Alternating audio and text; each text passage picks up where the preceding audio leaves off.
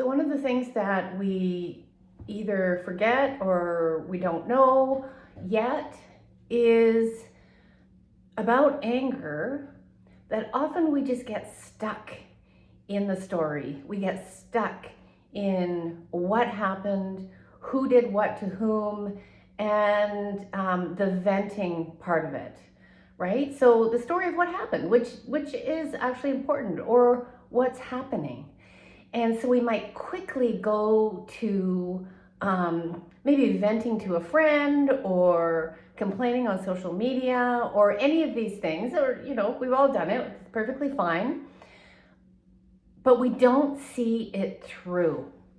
We don't see anger through the body because we keep on repeating it in the mind. And I'm talking about grudges too. Like, so many people continue to have looping stories of grudges about people that are no longer here. I just taught this in a pain clinic class last week. And so what is happening there is that we're stuck in our minds with what happened, but we haven't yet, because we've been disconnected, we haven't yet made that journey into what emotions are in there, what emotions lie below there, and that's where the gold is.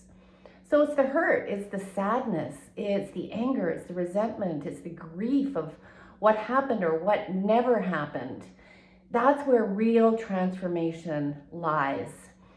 And so for all of you, you might just ask that question to yourself, like, how do I approach anger? Where do I get stuck? Because anger ultimately provides us a threshold. And it goes, what I find, it goes one way or the other. So either anger comes up and is a very, very, very quick shutdown. And in fact, it's not unusual for me to hear women say, I don't have anger. I just don't get angry. Well, okay. And anger is also a super powerful life force, because I would bet money on it that if you looked a little bit deeper, there would be something, there would be an inkling of something. And my job is not to make people angry. It's to take people through that process of transformation into really creating a new world. Because I do believe that anger burns that pathway, not from just what we're against, but what are we for? What are we for? And what if we could channel that force, channel that aliveness into what we're actually for in this world? Okay, so there's this moment, there's this threshold where either anger gets quickly buried, or it moves into just like fanning the flames of the story. And then this happened and this happened. And the problem with that is, it's like many of the rage rooms that I see basically like exploding, pardon the pun, all over the planet. Like, people are going in and they're getting baseball bats and they're hitting walls and breaking things and breaking glass, and and come out feeling energized, feeling good, great.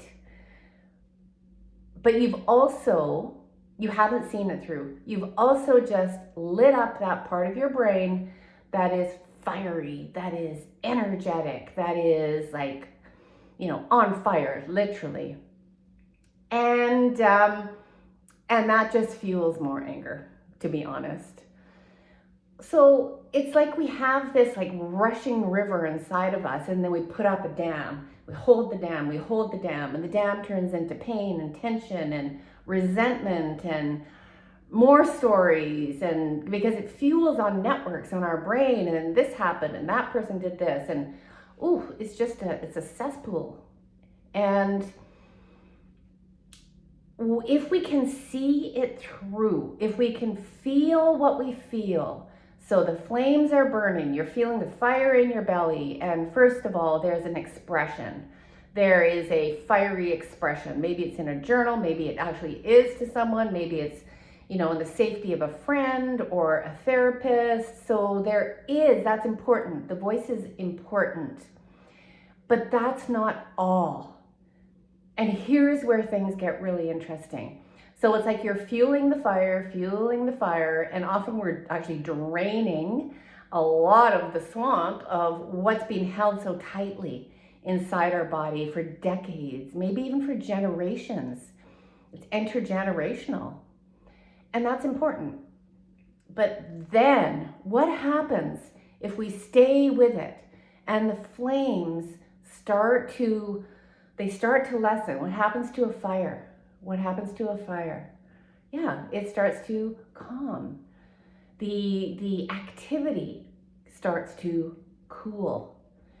And yeah, it starts to turn into embers.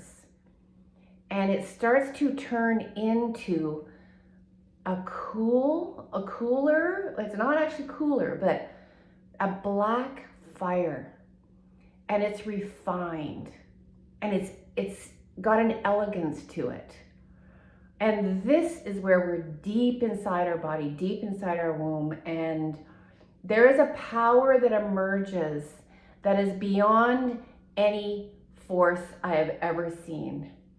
It's a power that says this, yes to this. It's not flapping around. It's not venting on social media. It is focused and refined, and it is going to be one of the most powerful things that you can experience, because there's a knowing, there's a wisdom. There's wisdom at the root of the flames. Because of what you have just said, flopped around saying no to, there is a yes, so deep. And this is what changes worlds. This is what destroys the old and brings in the new. And that's when we can see the wisdom of anger all the way through. And so in that switch of either shutdown or expression, in that moment, in that gap, in that chasm, there is so much information. And honestly, if I spent the rest of my life just focusing on that threshold, that switch, that would be enough to change worlds. It also changes health. It changes wealth. Because if we're shutting ourselves down, keeping ourselves small, you can bet we're not voicing ourselves. We're not expressing who we are. We're not bringing our gifts into the world, creating our businesses, asking for money, asking for a raise. All of that comes from that cool, refined, black fire of this.